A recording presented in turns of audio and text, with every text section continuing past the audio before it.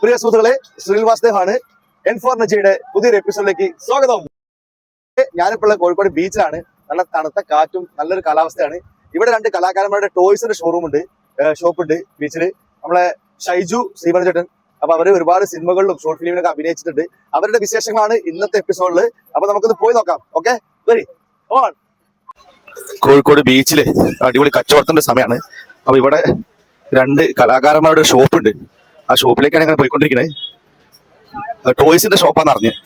അപ്പൊ അവര് അത്യാവശ്യം ഷോർട്ട് ഫിലിമിലും സിനിമയിലും ഒക്കെ അഭിനയിച്ച കലാകാരന്മാരാണ്. ഒന്ന് പോയി നോക്കട്ടെ. ടോയ്സ് ആണ്. ഇത് തന്നെയാണ്. ഇതാണ് നമ്മുടെ ഷൈജേട്ടന്. പുള്ളി കുറെ സിനിമയിലും ഷോർട്ട് ഫിലിമൊക്കെ ചെയ്താണ്. അപ്പൊ നമുക്ക് രണ്ട് കലാകാരന്മാരുണ്ട്. ഇതിനുള്ളിൽ അവിടെ ഉണ്ട്. ഹലോ ചേട്ടാ, എന്തൊക്കെയുണ്ട്? ഇത് മനോജേട്ടനാണ്.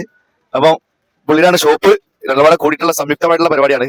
അപ്പൊ നമുക്ക് വേറെ സിനിമാ വിശേഷങ്ങളൊക്കെ ചോദിച്ചറിയാം. അപ്പൊ നമ്മുടെ മനോജേട്ടനോട് ചോദിക്കുകയാണ് നമ്മൾ കാര്യങ്ങളൊക്കെ. മനോജേട്ടന്റെ ഒരു ചെറിയൊരു ബിസിനസ്സാണ്, അദ്ദേഹം വലിയൊരു കലാകാരനാണ്. അപ്പൊ മനോജേട്ടാ, എന്തൊക്കെ വിശേഷം? സുഖമായിട്ട് പോകുന്നത്. എന്നിട്ട് എൻ്റെ വീട് എന്ന് പറഞ്ഞാൽ സ്വന്തം വീട് തലശ്ശേരിയാണ്, സ്റ്റേഡിയത്തിനടുത്ത്. പിന്നെ BMP സ്കൂളിൽ ഒരു 7ാം ക്ലാസ് വരെ പഠനം ഉണ്ടായിട്ടുള്ളൂ. ഈ പഠിക്കുന്നതിനിടയിൽ 5 മുതൽ 7 വരെ പല കുട്ടികളും സ്റ്റേജ് പക്കര് പല പ്രകടനങ്ങളും കാഴ്ചവെക്കുമ്പോൾ എനിക്ക് ചെയ്യണമെന്നുള്ള ആഗ്രഹം എൻ്റെ ഉള്ളിലുണ്ടായിരുന്നു. പക്ഷേ എനിക്ക് ഭയങ്കര പേടിയാണ്, സ്റ്റേജ് പക്കരാൻ ഭയങ്കര പേടിയായിരുന്നു. അങ്ങനെ BMP സ്കൂളിൽ പഠിച്ചുകൊണ്ടിരിക്കുമ്പോൾ 7ാം ക്ലാസ്സിൽ വെച്ച് യുവജനോത്സവത്തിന്റെ സമയത്ത് ടീച്ചർ പറഞ്ഞു, മനോജ് നീ ഒരു യാചകന്റെ വേഷം കെട്ടണമെന്ന് പറഞ്ഞപ്പോൾ ഞാൻ അതിനുവേണ്ടി കയറി, സ്റ്റേജിന് വേണ്ടി കയറി. അത് വെച്ചാൽ ഞാൻ സ്ഥലം ഗ്രൗണ്ട് റെഡി ആയിക്കൊണ്ടിരിക്കുക, കസേരയൊക്കെ ഇട്ട് ജനങ്ങൾക്ക് ഇരിക്കാനുള്ള, കുട്ടികൾക്കും രക്ഷിതാക്കൾക്ക് ഇരിക്കാനുള്ള സാധനങ്ങളൊക്കെ ചെയ്തുകൊണ്ടിരിക്കുന്ന സമയത്ത്, സെറ്റ് ചെയ്തുകൊണ്ടിരിക്കുമ്പോൾ നമ്പർ വന്നത് നമ്പർ 61 ശ്രീ മനോജ് എന്ന് പറഞ്ഞിട്ട് വിളിച്ചു. ഞാൻ ഉടനെ കയറി ചെന്നു. പിന്നെ അവിടെ വന്നിട്ട് എനിക്ക് എന്ത് ചെയ്യണം, എന്ത് പറയണം എന്ന് എനിക്കറിയില്ല. ഇത്രയും പേരെ കണ്ടപ്പോൾ പേടിച്ച് ഞാൻ ഇറങ്ങി ഓടിയതായിരുന്നു. അതിനുശേഷം പിന്നെ ഞാൻ അഭിനയം എന്നുള്ളത് ഞാൻ ചിന്തിച്ചിട്ടില്ല. പിന്നെ എനിക്ക് അഭിനയിക്കാൻ തുടങ്ങിയത് ആഗ്രഹം വന്ന് 52ാമത്തെ വയസ്സിൽ എൻ്റെ ഒരു കൂട്ടുകാരൻ പറഞ്ഞു, എൻ്റെ ഒരു മ്യൂസിക് ആൽബം ഉണ്ട്, അതിൻ്റെ അകത്ത് എൻ്റെ വൈഫിൻ്റെ അച്ഛനായിട്ട്, ലൈനിൻ്റെ അച്ഛനായിട്ട് നിങ്ങൾക്ക് നിൽക്കാൻ പറ്റുമോ മനോട്ട എന്ന് പറഞ്ഞപ്പോൾ എൻ്റെ ഉള്ളിലുള്ള ആ ഒരു ആഗ്രഹം എങ്ങനെയെങ്കിലും സ്ക്രീനിൽ കാണണം എന്നുള്ള ആഗ്രഹം കൊണ്ട് ഞാൻ അതിൽ അഭിനയിച്ചു. 2021 ഞാൻ ആ music album love in Calicut ചെയ്തോടെ വെച്ചു. അത് കഴിഞ്ഞതിന് ശേഷം പിന്നെ എനിക്കൊരു അവസരം വരുന്നത് വെച്ചാൽ വായാരക്കാറ്റ് എന്ന് പറഞ്ഞിട്ട് ഒരു മ്യൂസിക് ആൽബം നിതീഷ് പാലക്കൽ ചെയ്ത ഒരു മയക്കം സിനിമയുടെ സംവിധായകൻ നിതീഷ് പാലക്കൽ ചെയ്ത പയ്യാരക്കാറ്റ് എന്ന് പറഞ്ഞൊരു മ്യൂസിക് ആൽബം. അത് കഴിഞ്ഞപ്പോൾ പാടത്തെ പൈങ്കിളി എന്ന് പറഞ്ഞിട്ട് മറ്റൊരു മ്യൂസിക് ആൽബം. അപ്പോഴും എൻ്റെ മനസ്സിലുള്ളത് സിനിമയാണ്, സിനിമയോട് എനിക്ക് പ്രണയമാണ്. പ്രണയം എന്ന് പറഞ്ഞാൽ സിനിമയിൽ എന്തെങ്കിലുമൊക്കെ ഒന്നില്ലെങ്കിലും ഒരു നിറഞ്ഞു നിൽക്കുന്ന ഒരു സീനെങ്കിലും കിട്ടണം എന്നുള്ള ആഗ്രഹം മനസ്സിൽ അന്നും ഉണ്ട്. അപ്പോൾ അതിലേക്കുള്ള ചവിട്ടുപടിയായിട്ട് ഞാനിതിനെ കണ്ട്. അതിനുശേഷം ഞാൻ ഒരു നൗഷാദ് എം എസ് എന്ന് പറഞ്ഞാൽ എൻ്റെ കൂടെ ഇവിടെ തന്നെ കച്ചവടം ചെയ്ത ഒരു നൗഷാദ് എം എസ്, അദ്ദേഹത്തിൻ്റെ വേൾഡ് മീഡിയ എന്ന് പറഞ്ഞ സിനിമയിൽ ചാനലിൽ ഷോർട്ട് ഫിലിം ഒന്ന് ചെയ്തു. ജാഗ്രത, മയക്കുമരുന്നിനെതിരെ ഉള്ള ഒരു ഷോർട്ട് ഫിലിം ആയിരുന്നു. 2024 കാരുണ്യം എന്ന് പറഞ്ഞൊരു ഷോർട്ട് ഫിലിം ചെയ്തു. അതിൻ്റെ കഥ എൻ്റെതായിരുന്നു. പിന്നെ direction Naushad M S Naushad. അതിൽ ഒരു മകൻ, ഈ ഇതിന്റെ മെയിൻ ക്യാരക്ടറുടെ മകൻ കല്യാണം കഴിച്ചു വരുന്നു. അവളെ ഈ സ്വത്ത് തട്ടിയെടുക്കാൻ വേണ്ടി അച്ഛനെ പുറത്താക്കുന്ന ഒരു കഥയായിരുന്നു. അത് വളരെ ഒത്തിരി പേർക്ക് അത് ഇഷ്ടപ്പെട്ടു, എല്ലാവരും നല്ല നല്ല അഭിപ്രായങ്ങൾ പറഞ്ഞു. അതിൽ കൂടെ ഞാൻ എന്ത് ചെയ്തു, എനിക്ക് കൊച്ചിനിൽപ്പ ഗ്രൂപ്പ് എന്ന് പറഞ്ഞൊരു ഗ്രൂപ്പിലേക്ക് കയറാൻ വേണ്ടി പറ്റി. അവിടെ നിന്ന് എനിക്ക് സിനിമയിലേക്ക് ഒരു ചാൻസ് വന്നു. വിഷ്ണുലാൽ എന്ന് പറഞ്ഞൊരു പുതുമുഖായന്റെ അജേഷ് അശോക് എന്ന് പറഞ്ഞൊരു സംവിധായകൻ ചെയ്യുന്ന ആത്മാവിന്റെ അറിയണം എന്ന് പറഞ്ഞ സിനിമയിലേക്ക് എനിക്ക് ചാൻസ് കിട്ടി. ഒരു കബഡി റഫറിയുടെ ഒരു വേഷം. അത് ചെയ്യുമ്പോൾ അത് ചെയ്ത് കഴിഞ്ഞ് വന്നപ്പോൾ ഒത്തിരി ഒരു 30ഓളം ഷോർട്ട് ഫിലിമുകൾ പിന്നെ ചെയ്യാൻ പറ്റി. തട്ടിക്കൂട്ട്, കാരക്കൂട്ടിൽ ദാസൻ, പിന്നെ അങ്ങനെ ഒരു 30ഓളം ഷോർട്ട് ഫിലിമുകൾ, ഓട്ടോ ഡ്രൈവർ, ഇതൊക്കെ ചെയ്ത് കഴിഞ്ഞപ്പോൾ പിന്നീട് എനിക്ക് ഒരു ചാൻസ് വരുന്നത് വെച്ചാൽ എലത്തൂരുള്ള ഒരു ശ്രീധരൻ മാഷ്, കോഴിക്കോട് എലത്തൂരുള്ള ശ്രീധരൻ മാഷ് ഇന്ത്യൻ പനോരമയിലേക്ക് ഒരു സിനിമ ചെയ്തു, കടത്തേരൻ കുട്ടാപ്പു എന്ന് പറഞ്ഞിട്ട്. ആ സിനിമയിൽ നായകന്റെ കൂട്ടുകാരിൽ 4 പേരാണ്, 4 ഒരാളായിട്ട് ചെയ്യാനുള്ള ഭാഗ്യവും കൂടെ എനിക്ക് കിട്ടി. അങ്ങനെ ആ സിനിമ മനസ്സിലിങ്ങനെ ഉണ്ടായിരുന്നു. അങ്ങനെ വന്ന് ഈ കടത്തേരൻ കുട്ടാപ്പ് കഴിഞ്ഞപ്പോൾ ആരം എന്ന സിനിമയിലേക്ക്, സിനിമ എൻ്റെ മനസ്സിൽ ഇന്നും ഇനി എന്നും അതിന് സിനിമ എൻ്റെ പ്രണയമാണ്, സിനിമയെ പ്രണയിക്കുകയാണ്. ഈ സിനിമയിൽ എവിടെയെങ്കിലും ഒന്ന് കയറി ചെല്ലണം എന്നുള്ള ഒരു ആഗ്രഹം കൊണ്ടാണ് ഞാനിതൊക്കെ ചെയ്യുന്നത്. അങ്ങനെ ആരം എന്ന സിനിമയിലേക്ക് ഒരു ചാൻസ് വന്നു, അതിൽ പോയി അഭിനയിച്ചു. അന്ന് തന്നെ എനിക്ക് പിന്നീട് ഒരു ഓപ്പർച്യൂണിറ്റി കിട്ടി. പിറ്റേ ദിവസം അജസുന്ദരി എന്ന് പറഞ്ഞ സിനിമയിലേക്ക് എന്നെ വിളിച്ചു. അതിൽ പോയപ്പോൾ നല്ലൊരു ഫ്രെയിം അവിടെയും കിട്ടി. അത് കഴിഞ്ഞ് വന്ന് വീട്ടിലിരുന്ന് ഒരു 3ാം പക്കം ഗലീഫ എന്ന സിനിമയിലേക്ക് എനിക്കും എൻ്റെ ഷൈജു സുഹൃത്ത് ഷൈജുവിനും വേഷം കിട്ടി. അതും മോശമില്ലാത്തൊരു വേഷം തന്നെയാണ്. ഷമി തിലകൻ എന്ന ആർട്ടിസ്റ്റിന്റെ കൂടെ ഒരു ഫ്രെയിം കിട്ടി. അത് വലിയൊരു സന്തോഷം തന്നെയാണ്. ഞാനിപ്പോൾ എന്ന് പറഞ്ഞു കഴിഞ്ഞാൽ വളരെയേറെ സന്തോഷത്തിലാണ്. മലയാളികളുടെ പ്രിയപ്പെട്ട ചാനലായ മഴവിൽ മനോരമയിലെ ബമ്പർ ചിരി എന്ന ഒരു പ്രോഗ്രാമിൽ ഞാൻ പങ്കെടുക്കാൻ പോയി. അതിൽ ഇന്നായി മൊമെന്റോ കയ്യിൽ മേടിച്ചപ്പോൾ ഉണ്ടായ ആ ഒരു സന്തോഷം ഉണ്ടല്ലോ, അത് പറഞ്ഞറിയിക്കാൻ പറ്റില്ല. ഒരു കലാകാരനെ സംബന്ധിച്ചിട്ട് അതുപോലൊരു മൊമെന്റോ ഒക്കെ കിട്ടുക എന്ന് പറഞ്ഞാൽ വലിയൊരു അവാർഡിന് തുല്യമാണ്.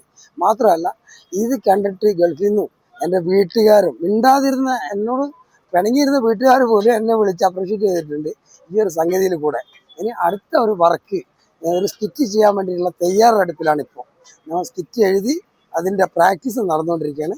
എത്രയും പെട്ടെന്ന് ആ സ്കിറ്റും കൂടെ ബമ്പർശ്ശേരിയിൽ അവതരിപ്പിക്കാൻ വേണ്ടിയിട്ട് ദൈവം അനുഗ്രഹിക്കുന്നുള്ളതാണ് ഞാൻ വിശ്വസിക്കുന്നത്. അതിനിരിക്കാൻ എനിക്ക് മത്തി എന്ന സിനിമയുടെ ഓഡിഷന് പോയിട്ട് അതിൽ സെലക്ടായിട്ട് ഈ കഴിഞ്ഞ ആഴ്ച 23-ാം തീയതി ഞാൻ എറണാകുളത്ത് പോയി. സാറ് വിളിച്ചിട്ട് ഡയറക്ടർ വിളിച്ച് ഞാൻ പോയി. ആ സിനിമയിലേക്ക് എന്നെ സെലക്ട് ചെയ്തിട്ടുണ്ട്. ഒരു 10-15 ദിവസത്തെ വർക്ക് ഉണ്ടെന്ന് പറഞ്ഞിട്ട് കള്ളൻ്റെ റോളാണ്. എനിക്ക് കള്ളനായാലും കൊള്ളക്കാരനായാലും എന്തായാലും സിനിമയാണ് എൻ്റെ മോഹം. അതിൽ ഏത് വേഷം തന്നാലും ഞാൻ ചെയ്യുന്നുള്ള എനിക്ക് വിശ്വാസമുണ്ട്. എന്നെ കൊണ്ട് ആവുന്നതും ഞാനത് ചെയ്യും. എൻ്റെ ഈ വാക്കുകൾ കേൾക്കുന്ന സ്ക്രിപ്റ്റ് റൈറ്റേഴ്സോ ഡയറക്ടേഴ്സോ ആരെങ്കിലും ഒക്കെ എനിക്കൊരു അതുപോലെ ഒരു അവസരം തന്നാൽ എൻ്റെ കഴിവിൻ്റെ പരമാവധി ഞാൻ ആ കഥാപാത്രത്തിൽ വിജയിപ്പിക്കാൻ ഞാൻ തയ്യാറാണ്.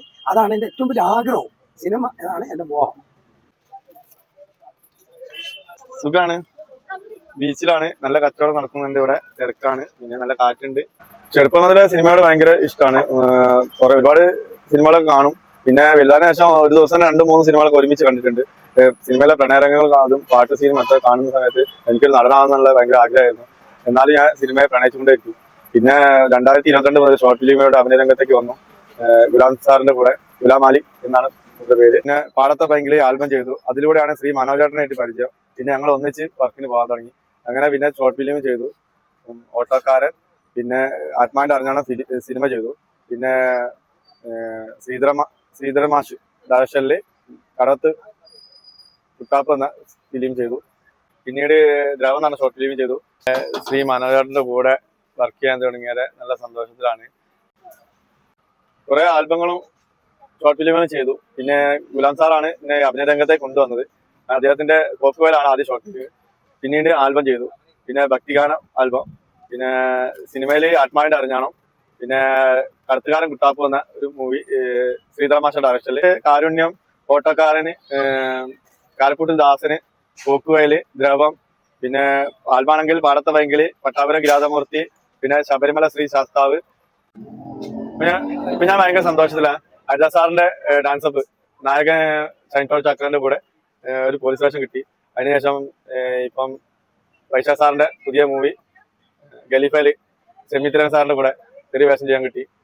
ഇപ്പൊ ഞാൻ കോഴിക്കോട് ശ്രീ മനോഹരന്റെ ബീച്ചിലുള്ള 51ാമത്തെ കടയിലാണ് ഉള്ളത്. ജോലിയൊക്കെ അടിച്ചു പൊളിച്ച് പോകുന്നത്. മൂപ്പര് അഭിനയ മോഹൻലാലിനെ കൊണ്ട് രണ്ടാളും പാടെ എല്ലാ വർക്കിനും പോകും. അഭിനയിക്കാൻ ചാൻസ് വന്നു കഴിഞ്ഞാൽ കട വരെ കൂട്ടിയിട്ട് ഞങ്ങൾ പോവാം. പിന്നെ കോഴിക്കോട് ബീച്ചിലായ അവിടെ നല്ല കാറ്റ് കിട്ടും, പിന്നെ നല്ലൊരു കാലാവസ്ഥയാണ്, എല്ലാം കൊണ്ടും ഹാപ്പിയാണ്. ഇതാണിപ്പോൾ ഞങ്ങളുടെ രണ്ടുപേരുടെ ഉപജീവന മാർഗമായിട്ടുള്ളത്. ഞാൻ 23 വർഷമായി കോഴിക്കോട് ബീച്ചിൽ. Stall number 51 stall number, beach ഹോസ്പിറ്റലിൻ്റെ നേരെ ഓപ്പോസിറ്റ്. അപ്പോൾ അതിനിടയിൽ ഞാൻ ഇത്തിൽക്കണ്ടി ഗ്രൂപ്പിൽ ഞാനും ഷൈജുവും ഒരേ ടൈമിനാണ് കയറിച്ചിരുന്നത്. അതിനുശേഷമാണ് ഒത്തിരി കലാകാരന്മാരെ, എനിക്ക് ചെറുതും വലുതുമായ പല കലാകാരന്മാരെ എനിക്ക് അവിടെ വെച്ച് പരിചയപ്പെടാൻ പറ്റി. ഇപ്പോൾ എൻ്റെ കരിയറിൽ 30ഓളം ഷോർട്ട് ഫിലിം, 4 സിനിമ, 5 സിനിമ, പിന്നെ 5 മ്യൂസിക് ആൽബം, ഒരു വെബ് സീരീസ്, സിനിമാ കമ്പനിറ CK ബാലു സാറിൻ്റെ സിനിമാ കമ്പനിറ വെബ് സീരീസ്. പിന്നെ ഓഗസ്റ്റിൽ ST ഫിലിംസിൻ്റെ ഞങ്ങൾ രണ്ടുപേരുണ്ടാവും അതിൽ നല്ല കഥാപാത്രങ്ങളായിട്ട്. ST ഫിലിംസിൻ്റെ പുതിയ സിനിമയിൽ ഞങ്ങൾ രണ്ടുപേർക്കും നല്ലൊരു കഥാപാത്രം ഓഫർ വന്നിട്ടുണ്ട് CK ബാലു സാറിൻ്റെ. സിനിമയും അഭിനയങ്ങളും ഒക്കെ ആയിട്ട് ഞങ്ങൾ ഒന്നായിട്ട് പോവാണ്. സന്തോഷമുണ്ട്, അവരുടെ കുടുംബം ജീവിതം സന്തോഷമായിട്ട് പോകുന്നുണ്ട്. ശ്രീ മനോജേട്ടനും അതുപോലെ ഷൈജേട്ടനും അവരുടെ കലാ ലൈഫും അവരുടെ കലാജീവിതം, അതായത് ഷോർട്ട് ഫിലിമിന് സിനിമയിലൊക്കെ അഭിനയിച്ച കാര്യങ്ങൾ നിങ്ങൾ അറിഞ്ഞു. അതോടൊപ്പം അവരുടെ ഈ കൊച്ചു കച്ചവടം, ഈ മനോഹരമായിട്ടുള്ള ഈ ഒരു ടോയ്സിന്റെ കച്ചവടം കോഴിക്കോട് ബീച്ചിലാണ്. അത് പറഞ്ഞു, അതായത് സാധാരണക്കാരായ അവര് ഈ കലയും ഉപജീവന മാർഗവും എല്ലാം ഒന്നിച്ചാണ് കൊണ്ടുവന്നത്. അപ്പൊ നമ്മുടെ ഈ ഒരു പ്രോഗ്രാം കണ്ട, ഈ ചാനൽ കണ്ട എല്ലാവരും അവരുടെ കഴിവുകൾ മനസ്സിലാക്കുക. നിങ്ങൾക്ക് എന്തെങ്കിലുമൊക്കെ നിങ്ങളുടെ പ്രൊജക്റ്റിലേക്ക് അവസരം വേണ്ടി അവർ അറിയിക്കുക. അതുപോലെ ഈ ഇന്റർവ്യൂ കാണുന്ന ഡയറക്ടേഴ്സ് ഒക്കെ എന്തെങ്കിലുമൊക്കെ വേഷങ്ങൾ അവർക്ക് കൊടുക്കുക. ഓക്കെ, അപ്പം ശ്രീനിവാസദേവാണ്. നമുക്ക് വേറെ ഒരു എപ്പിസോഡിൽ മനോഹരമായിട്ടുള്ള ഒരു കഥയുമായിട്ട് ഒരു കലാകാരനുമായിട്ട് വീണ്ടും വരാം. അതോടൊപ്പം തന്നെ ഈ ചാനൽ സബ്സ്ക്രൈബ് ചെയ്യുക, പ്രോത്സാഹിപ്പിക്കുക. ഓക്കെ.